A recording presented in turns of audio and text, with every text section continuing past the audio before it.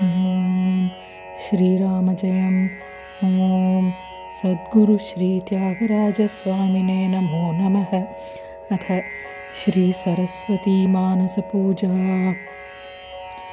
ॐ सरस्वत्यै च विद्महे मनस्थायै च धीमहि तन्नो वाक्श्रीः प्रचोदयात्। सरस्वती महाज्ञाने अन्तर्ज्ञानप्रकाशिके मनः पवित्रहंसस्थे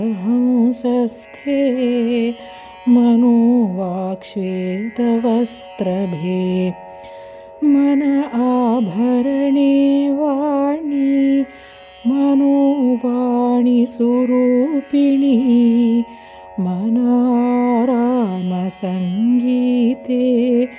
मनोनादप्रसन्नते वीणातुम्बरसान्निध्ये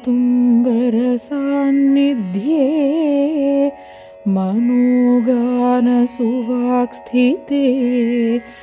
मनोवीणालये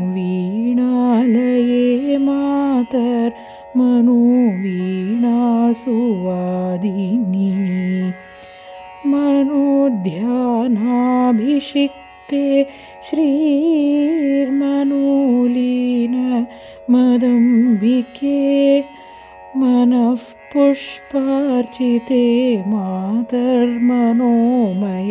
सुविग्रहे मन आमय पीडाहे मनस्मेरमहाद्युते मनोगानश्रुते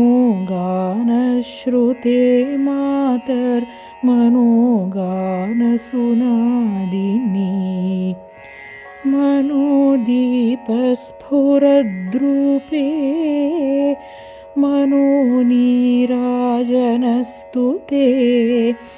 मनः पूरणवाग्देवी मनः पूजा समर्पिते मानसा पूजिते मातर्मानसा पूजनारते मानसा गाननैवेद्ये मानसस्तुतमातृके